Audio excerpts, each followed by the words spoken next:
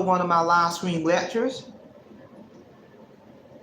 And before I get into this very important topic, I just want to take a moment to thank all of my supporters and everyone who has been following my YouTube channel. And with that being said, let's get on down to today's very important lecture, which is, can you navigate through life for 30 days without technology or using your cell phone? Can you navigate through life without technology or your cell phone for 30 days? You know what motivated me to do this lecture. I was in a conversation in the real world with a few people, and we were talking about how, unfortunately, it's especially for individuals who were born millennium babies who were born in 2000. So they would be about 25 years old now. So they were literally born with technology in the womb, in the hand, and they know no other way. And one of the people who was in the conversation I was in the real world, it's about maybe 5 or 6 of us talking of various different ages, millennium babies, people in their 30s, people in their 40s, people in their 20s, people even in their 60s and even older. So many different generations represented that conversation that I had an opportunity to have today in the real world. It was so interesting, and it tied into how, in a sense, all of this technology for some people is really making them dumb. One of the individuals in the group who was a millennium baby, she literally said that all she knows is technology. That's all she knows. She was born into it. She was homeschooled. Everything that she has done her entire life in terms of learning and information is by a click of a button. And if you think about that process in terms of using technology in AI and social media to communicate, to do work, to do your homework, and so you actually you can't even wrap around in your mind how that in reality people's lives can still go on without all of this technology. People, real talk. Many people share the insight into that discussion. And one of the people was saying how when everything can be given to you at a click of a button, when you don't even have to think to do any type of math or any type of writing, any type of information, you're just clicking a button. So that means one person was saying that she literally forgot how to do basic math, basic simple math, because been doing it by a click of a button. So you're losing valuable skills, people. In terms of basic arithmetic, basic math, those powerful skills are being lost. When you got these people who are born into the world of technology, and that's all they know. And this one young lady said that she really doesn't even know how to communicate with people in the real world because her whole life was surrounded by technology and computers. She was born into it, homeschooled, so she has no social skills. She freezes up when she has to talk to people in the real world for all this virtual stuff and data. But at the same time, something is lost. And I'm just listening to all of these people. The eye contact is lost. The social skills is lost. Just knowing how to navigate through life and being aware of your surroundings. This for real. If you are constantly got this in your hand everywhere you go, from the moment you leave your house, then you are missing a lot of things that's going on. You're not aware of what's going on in front of you, behind you, to the left, to the right, because you're face down. That's how a lot of people get in car accidents, because they're still on this cell phone trying to text and engage in serious conversations and don't even realize they're running that red light. So that is a powerful skill that is lost, being able to have the ability to be present in the here and now, to know what's going on around you, to be able to drive that car and be aware. You may have to stop all of a sudden. A child can be running in that road going after a ball and you don't even see the child. Better yet, you ain't even paying attention to the road. So now you don't hit and kill somebody's child because you're too glued to this.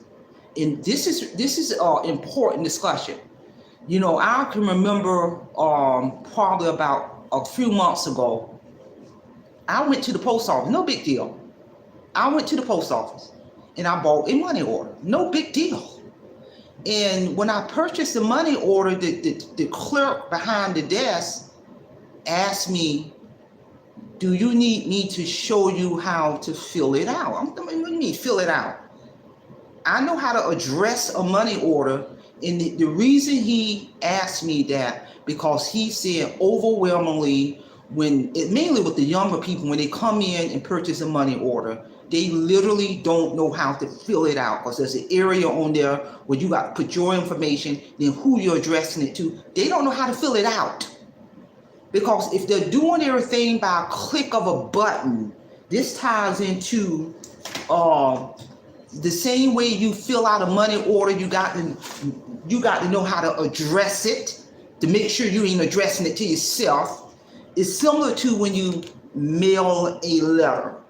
I literally was talking to someone in that group today, a millennium baby, and she literally said she wouldn't even know how to mail a letter. Because think about everything is texting and email. She has literally in her life on this earth never have had a need to get an envelope and mail a letter. That's out of control. That's out of control. You got people who are millennium babies, don't even know how to sign their name, don't even know how to write a cursive, because they doing all this AI technology, virtual learning and online learning. So there's no need to have penmanship. That's out of control. There are people who, in that conversation I had, who literally said they had never in their life seen a check.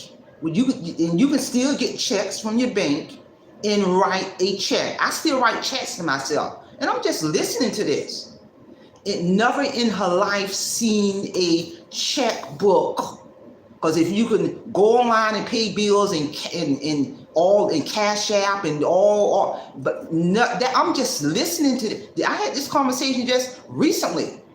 This person literally told me they never in their entire life seen a check, never in their entire life wrote a letter. I'm blown away. And you hear about people who are so glued to the technology and so glued to their cell phone, where they're literally walking in front of traffic and getting killed because they're not paying attention. They're not present in the here and now.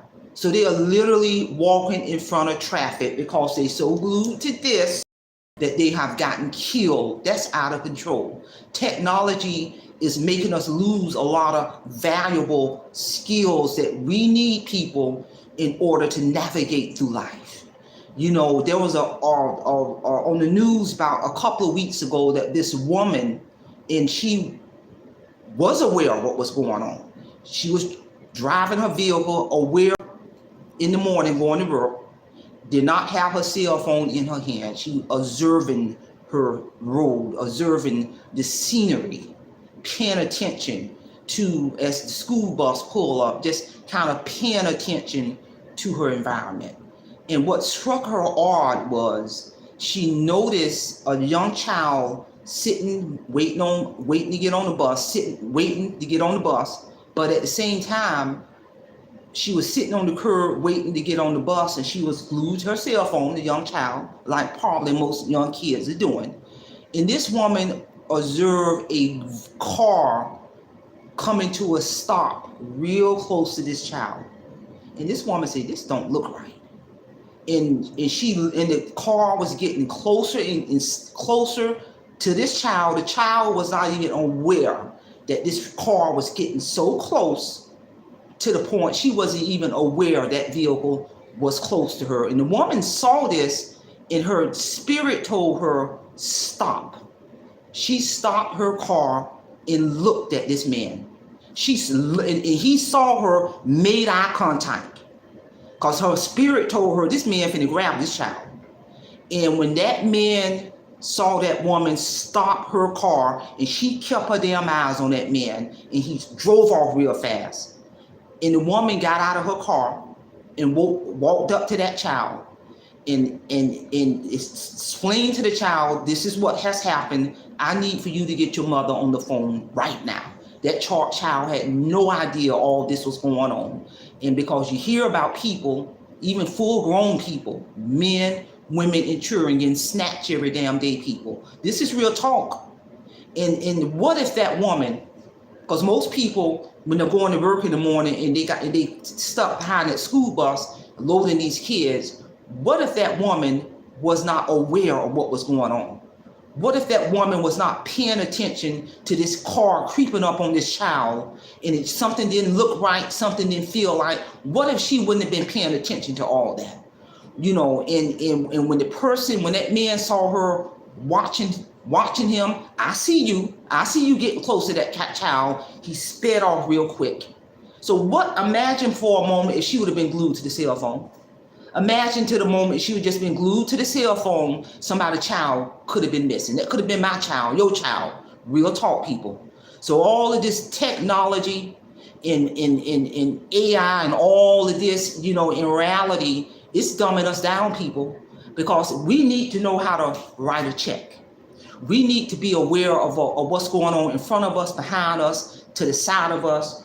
We need to know how to write a letter. We need to know how to get a map. I'm talking about a real map, paper map, and know how to plot your course to travel across country without GPS, people. We need these survival skills in everyday life. Real talk. You know, I had an opportunity to take a guided tour to Cairo, Egypt in December of 2024. I did not return the same, people. I took a guided tour to Cairo, Egypt, and we had an opportunity to walk inside of the Valley of the Kings, to walk inside of all of those pyramids built by the ancient Egyptians. I had the opportunity to take a ride on the biblical Nile River. And I'm going to tell you what happened to me when I walked inside of these structures, inside of those pyramids that were well over 4,000 years old, that predates Christ. When I saw these structures with my own eyes, and it was just the hieroglyphics, it blew my mind in terms of still today, with all of this technology in this world, they still cannot figure out how the ancient Egyptians were able to erect those phenomenal structures with no technology, no AI. Those pyramids and those structures can be seen from outer space. And when I was able to, in this doors within doors, they're still digging over there. When I took that guided tour to Cairo, Egypt, and all throughout Africa, there's pyramids all throughout Africa, not just in Cairo. And I literally saw they are still digging out there, because within the guided tour, they have it roped off. You can't just go walk up to in where they're out there digging, but they are still digging, people. They are still finding things, the mysteries of all of the great pyramid. And with all of this technology in the world, they don't know how they did it. These ancient Egyptians were able to do this without no computers, without no technology, without any AI. So they basically smarter than us. And we're talking about well over 4,000 years old that predates Christ. When I was in Cairo, Egypt, I had on some of my downtime, I spent time at going to some of those Egyptian coffee houses, striking up conversations with people who are full-blooded Egyptians, and they speak multiple languages. And I had a conversation with a retired professor, full-blooded Egyptian, just sitting down at the coffee house. And by the way, their Egyptian coffee, they serve it in those small little cups. Man, that coffee it's almost like drinking chocolate. It's that thick. You ain't gonna be able to just drink that coffee. You got to sip it. It's an acquired taste. But anyway, I was talking to the professor, who's a full-blooded Egyptian. In some kind of way, we got on the topic about the biblical Nile River. And you can read about the Nile River in the Bible. And he was telling me that with all of the technology in the world, that men and technology still cannot find out the source of the biblical Nile River. The biblical Nile River runs through Upper Egypt, Lower Egypt. You know, we took a boat ride on the phenomenal biblical Nile River. I felt the presence of God. But my point is, with all of this technology in the world, they cannot really say where is the source of the Nile River. And I'm going to tell you where I think the source is. The source of the Nile River from God, because God ain't going to just give us all the answers. That's the source right there. My faith and belief is, you know, God gave these ancient Egyptians the knowledge, skills, and ability to erect those phenomenal structures, to deliberately to leave a lot of mysteries about those phenomenal structures. The source of the biblical Nile River, God, real talk, people. So like I say, all of the technology and the AI in this world, they would never be able to find out the great mysteries of ancient Egypt. And I did not return the same, people. It's no way when you walk inside of those pyramids and you're standing before a structure that's well over 4,000 years old. Visit the tomb of Ramsey 1 through Ramsey 9, people, up and close. Take a look at some of my popular videos. I did a lot of live footage when I went to Cairo, Egypt. All my popular videos from Cairo went viral. And I'm telling you, I did not leave the same after I witnessed they spent 20 years.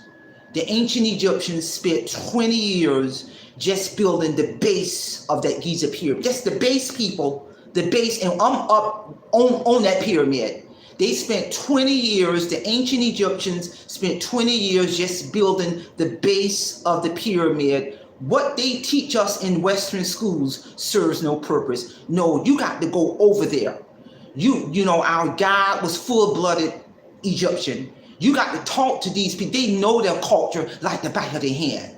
You got to see these phenomenal structures. I'm telling you, when I left Cairo, Egypt, when I did not return the same, and it made me realize how really, you know, this 2025 in the world of AI, in the world of technology, ain't got nothing on the ancient Egyptians, people who did what they did well over 4,000 years ago, and we still don't know how they did it. Real talk. So I say this to say, you know, can you go 30 days without technology, and to include your cell phone, to embrace life, to see this world, to be able to sit down and watch a movie without being on your phone, to enjoy a movie, to read a book, to pay attention to what's going on in front of you, to smell the roses. You know, now, because I've been embracing a true minimalistic lifestyle for several years now, but more aggressively for the past year, I make it my business. When I'm going places like running errands, shopping, to the grocery store, doctor's appointments, and to the bank, I do not have my phone with me. I leave it home. What do I need it for? I know where all these places are, and I deliberately limit this because the grocery store is going to be there. The doctor's appointment is going to be there. All these errands that I need to go to are going to be there when I get there without this. Real talk. And what that does is when you get rid of this or limit this and put it down, it will force you to be in the present moment. It will force you to pay attention to even when you're running your errands. You know, I'm always just striking up conversations with people in the real world, even when I'm running my errands, going to the doctor's appointment, grocery store, gas station. I leave this home. I'll leave this home. And so I can really, it ties into communication skills, eye contact, being aware of your surroundings, real talk without that doggone cell phone. Because I'm telling you, like one of the young ladies in the group that I was talking with today, she literally said because of technology, she has no social skills. Because of technology, she doesn't know anything but that. And that's, if you think about it, that's sad. Because she's missing out on so much. Because at any given time, when the internet shut down or your computer shut down, then that's when you really need to rely on your survival skills to be able to still get in that car and go where you need to go without a GPS. Use the good old-fashioned map. At a given time when technology or the internet shut down, write a check. Businesses still take checks. Talk to people in the real world. Be aware of what's going on. Because I'm telling you, check out the news. I'm telling you, human trafficking is real. They're snatching people of all ages, and how it's so easy because people own this, and they're not even aware when a person come within that what is that area like this. When a person is breaking that boundary, they're that close to you, they don't even know it. Because a person ain't getting this close to me and I'm not going to be aware of it. Number one, I'm going to see you coming. Because I'm always scanning. Anywhere I go, I'm scanning what's all around me. I'm paying attention to people, body language, real talk, when I'm out there in the real world. Because those very same survival skills can save your life. This is real talk, people. Those very same survival skills can save your life. I'm always being aware. I don't care if I'm going running errands to the grocery store, doctor's appointments, especially traveling abroad. Ain't nowhere in the world I'm gonna have a damn cell phone in my hand and I'm traveling abroad. When I was walking inside of those pyramids and looking at those phenomenal structures, one thing I noticed with many people around me, they were just glued to, I did limited live footage, but at a certain point, I put my cell phone away and I absorbed that culture. There is no way I was going to be in Cairo, Egypt, and seeing all those 7 wonders of the world within Cairo, worrying about a dog cell phone in my hand. No, I absorbed that moment. I was looking at everything up and close, touching it, asking my guide questions, real communication without that doggone cell phone in my hand, because that was something that I have always wanted to do my entire life before I leave this earth, to take a guided tour to Cairo, Egypt. And I did not, it was a spiritual journey. It really was. And I did not leave the same. And it just really, when I really saw what I saw, it really made me realize that all of this technology in the world can literally dumb us down. Because even with all of this technology, they still can't figure out what those ancient Egyptians, how they did it. And you know what? And they can speculate. You can speculate and put information into the computer and speculate, but you just still don't know. You can't even find out what the source of the biblical Nile River is. And it did something to me when I went over there. So again, share this information. I just, like I said, I had what I'm lecturing on right now, this topic, I had this same discussion. It was about maybe 5 or 6 people in the real world of various ages. We were just talking. It was mind blowing. And that's what technology in the cell phone can allow people to miss out on, is engaging people in the real world, having thought-provoking discussion and communication in eye contact. Nobody, and we were there for like 2 hours, nobody, when we were getting down to business with thought-provoking conversation, nobody had a cell phone in their hand, nobody was looking down, no, everybody was within the present moment, engaging in dialogue, contact, real talk, eye contact. In technology, these millennium kids, they're missing that piece. They really are. just like people who are my age, you know, we got all these survival skills, but I still had to learn technology and computer, so I'm a mixture of both. And no different if a millennium child, if they were just born with technology in their hand, born with the computer in their hand, then they need to take out some time. The parents need to educate them and take out some time and learn some survival skills. You know, have real conversations, being aware of what's going on in front of you, behind you, to the side of you, know how to write a check, know how to mail a letter, know how to read a map, because those skills might save your very life. Real talk, people. You know, that's why a lot of these younger millennium kids, they do horrible on job interviews because they have no social skills. Their eye contact is poor. They done all of their social skills on social media. They can have the social skills on social media and communicate on social media. That's a fake reality.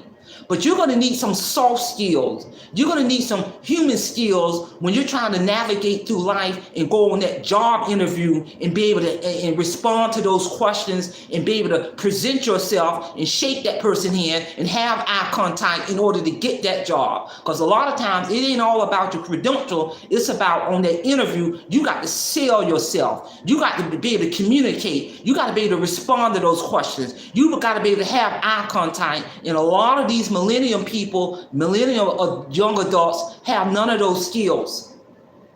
So now they're not going to get that job that they were trying to get, or that promotion that they were trying to get. This is real talk. Or say if they got the job and they now need skills to do a presentation, even though technology plays a role, but you still got to have some social skills to be able to present in front of an audience of 20 or 30 people. Real talk, people. This is real talk. You know, you got now cars that are so AI driven to the point, you self-driven cars. You got the cars that do the parallel parking for you. My thing is, you owe it to yourself, because that technology may break down. You know, you may need to go in now and be able to parallel that car. But if you always had technology and got those cars that do so much for you, the parallel parking, the self-driving, what if you're in a situation where it's a computer glitch and you got to be able to have the skills to go in and parallel that car without damaging those other vehicles? Real talk, people. You know, my daughter, 32 years old, she's not a millennium baby. So she's a mixture of having those survival skills, in technology plays a role, but at the same time, you better believe my adult daughter got those survival skills. She got the eye contact. She can parallel park. She can write a check. Real talk, people. She can mail a letter. Real talk. Basic skills. She can read a map.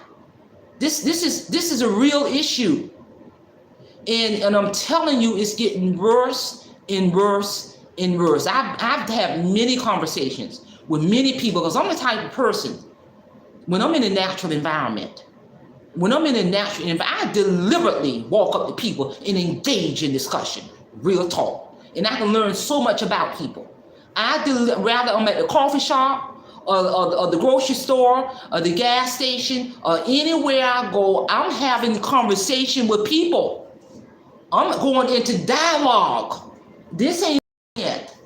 I had a very interesting conversation, because I observe people. I'm an observer. I'm a licensed therapist, even though I'm fully retired. So I'm using a lot of my clinical skills, because many of the skills of a licensed therapist, we have to have the power of observation and listening. We got to do that. The power of observing and listening and responding in summarizing what everything that person say to me in that conversation. I'm going to summarize it towards the end, at the closure of the conversation. But if your head buried in a cell phone, then how are you going to be able to summarize the entire dialogue you had with a stranger you met at the grocery store? Real talk. I do that anywhere I go. So I was at Dunkin' Donut probably about a couple of weeks ago, and I'm observing this. I was already sitting down. No, I was getting ready to sit down, and I observe this older gentleman coming in. He was a Vietnam veteran.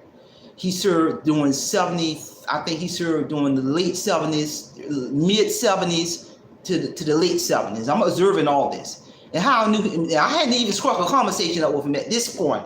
I gathered and deduced all that information just by observation, that he was a Vietnam veteran, served I think a little over 5 years in itself. And what made me really look at him as he was standing in line to get his, had on a pair of blue jeans, a plaid shirt, tennis shoes. But what really caught my eye was he had a cap that said Vietnam veteran in the years that he served. And that really, that really struck my interest, because I'm a veteran. So when I saw him, I said, wow, that's a lot of history standing before me. A Vietnam veteran, because during that era, they went through horror. So as he got his coffee and he sat down near to me, I introduced myself and engaged in dialogue. But now, what if I would have been on my cell phone when he first walked in? Then I would not have noticed that he was a Vietnam veteran in the years that he served. I would not have really noticed how he was dressed, casually dressed, jeans on, plaid shirt, tennis shoes with a black belt, and he wore glasses. I deduced all of this before he sat down. He also ordered a medium coffee with sugar and cream, and he also ordered those egg omelets. So now I know what he's ordering. And he actually ordered the same thing that I had ordered, because I had ordered a cup of coffee and those egg omelets. So that now struck my curiosity. I'm thinking I really got to engage in dialogue with this Vietnam veteran. He eats those egg omelets just like me, medium cup of coffee. So I did engage in dialogue with him. It's a very pleasant dialogue, and I learned so much about him just by listening. He served during Vietnam era. He got exposure to the Agent Orange. He spent years on the on the ships, on the naval ships as a cook. But still, even though he was a cook, they still up against a lot of odds. During that era, they experienced extreme physical abuse, emotional abuse at the hands of their superiors. And all of that. No matter what your MOS was. So I'm gathering all of this information just by listening to this Vietnam veteran, this history sitting before me, just by being at Dunkin' Donuts, just by not having this cell phone in my hand. And that is something I do everywhere I go when I'm in the natural environment. I'm going to observe my surroundings. When I discern somebody's spirit, that's going to guide me in regard, because I discern his spirit the minute he walked in the door at Dunkin' Donuts. I immediately discern his spirit. And so when I discern a person's spirit, I don't care where I go in the natural environment, anywhere, grocery store, Dunkin' Donuts, gas station. When I discern a person's positive spirit, that is the driving force for me to go up to that person and introduce myself and engage in dialogue. And that's what it's all about. And that's part of being aware of your surroundings. Now, if I don't discern their spirit, if I'm picking up negative vibes, I'm not going to approach that person. But in order to discern somebody's spirit in the natural environment, you got to have the cell phone out your hand. You can't be glued to this, because first of all, you're not going to be aware of who is around you. Or better yet, or what they got on. Better yet, what they're ordering from at the counter. You're going to be aware of none of that. All of that is going to have bypassed you. And I'm telling you, by me still using those awareness skills and survival skills to navigate through life all the way up to 2025, I'm a veteran. I served during the United States Marine Corps Desert Storm era. So all of those skills that I learned in the military, in the Marine Corps, I still use those same survival skills, people, to navigate through life. And I can tell you on many occasions throughout the years, because of my survival skills, it has literally saved my life. Real talk. All because I'm aware of what's going on around me when I step up out of my house every single day. I fully retired September of 2023. Did 17 years as a licensed clinical expert with the state of North Carolina. And the beauty about my job, and I'm so, and many employers already started doing this. We could not have cell phones on us at work in any shape, form, or fashion. We could not have cell phones in the building in any shape, form, or fashion. And I was a supervisor, and they had policies and procedures in place because employers are not paying you to be on your phone or to be on social media when you are performing the essential functions of your job. So I ain't have no problem with it. And how we communicated is you got to make sure the family members got the number to the main switchboard and they will relay that message to you, but they meant that.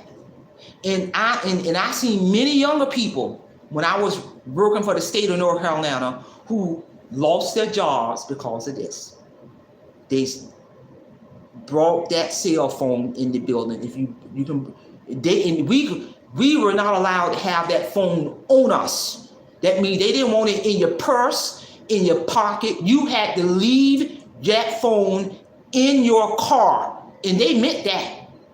And I see many people who sneaking that phone in the building, because the facility I worked at, it was well over 300 plus people. So many people will sneak this phone in the building and get caught on their cell phone, and I seen many of them lose their job behind the cell phone.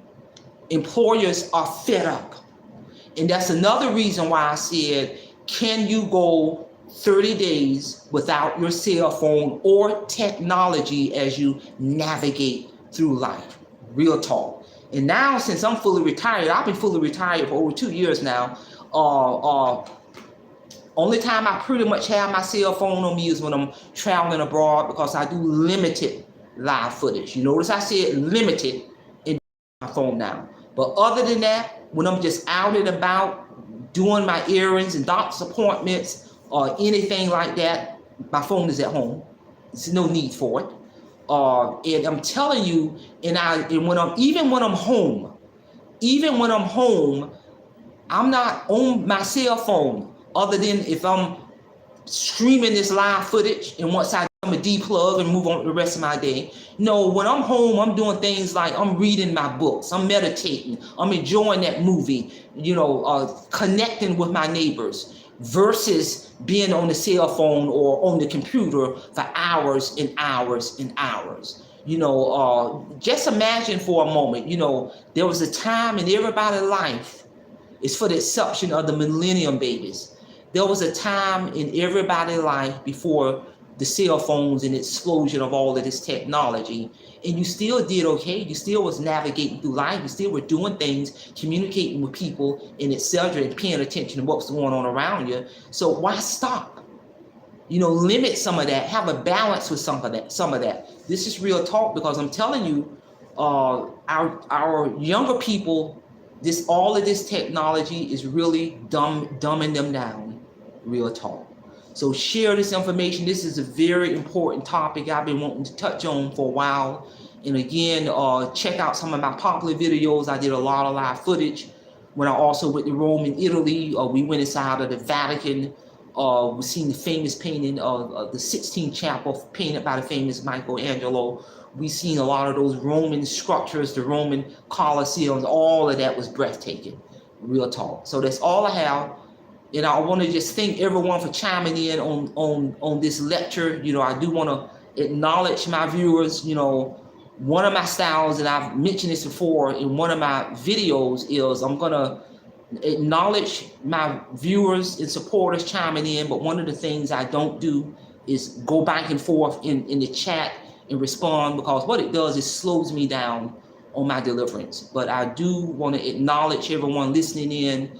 My style as a content creator, I do a lot of research and preparation behind the scenes before I get in front of the cameras, especially when I do my lectures.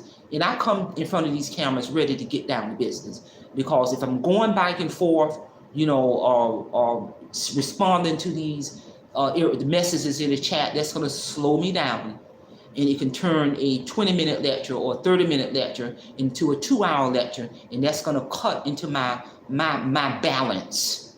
It's going to cut into my me time, because it's so important to have a balance as a content creator. And when I finish this lecture, I'm going to deplug and move on with the rest of my evening and enjoy my evening, smell the roses without technology in my hand or etc. So that's one of my styles, and it's working for me. By evidence, my channel has pretty much reached a whole nother stratosphere. It pretty much is running itself now. And that's really the point I tell any content creator, is you want to get to the point where your YouTube channel has a life of its own. My channel has been monetized for over 3 years, but you want to get to a point where your YouTube channel has a life of its own, and embrace that business model, because it is a business. Me being a content creator, I embrace that business model because it is a business. By evidence, if your channel is monetized, you get a 1099 from YouTube at the end of the year to reflect the amount of money you made for the whole year. That's evidence enough to me that it's a business. Those community guidelines as a content creator, YouTube will shut your behind down. That's evidence for me it's a business. So I embrace that business model. I have a strategic business plan in place with mission, goals, and objectives for my channel. I'm updating that business plan. I'm touching that business plan. I'm revising my business plan. I have other business-related goals. I have policies, procedures for my YouTube channel. This is a business. And knowing that it's a business, I'm going to make sure as a content creator that I'm going to maintain that balance. I have no problem in deplugging and move on with the rest of my day, or the rest of my week, or the rest of the month, because it is a business. You want to maintain that balance, because there is a separation, and I say this, there is a separation between Marie Holliday social media persona and real life persona. It is separate and distinct. I do not enmesh the two. I don't come in front of these cameras and self-disclosing any personal information about me. I may do a lecture on, I may took a guided tour or lecture on a certain topic, but on this social media platform, I'm not self-disclosing any personal information about me. Ain't nobody gonna know my marital status, where I live, do I have grandkids or not, what my favorite food is, what my favorite color is. That's my business. When I come in front of these cameras, my focus is to deliver thought-provoking, educational, inspiring, useful information to the world, and deplug and move on. That is what my channel is about. The core concept of my channel is that money piece, how to rise above that financial situation, how to be wise with your money, strategic with your money.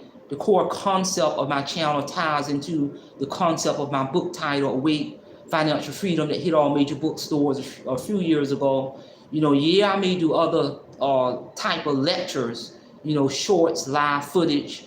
I have a compendium, my video catalog for my channel. I believe I have well over 10,000 published videos, and that's a mixture of live streams, shorts, video, podcasts, and etc. But I'm going to always revisit the core concept of my channel in terms of doing topics on that money piece, financial, and etc. So again, I want to appreciate everybody. With that being said, simplify, simple fidelity, and I'm going to leave you in the care of your own conscience. And also make sure, because this is such an important topic for my viewers, to make sure you hype this video, because this message, this powerful information really needs to touch the masses. That's all I have. Simplify, simple fidelity, and I'm going to leave you in the care of your own conscience. Have a great day.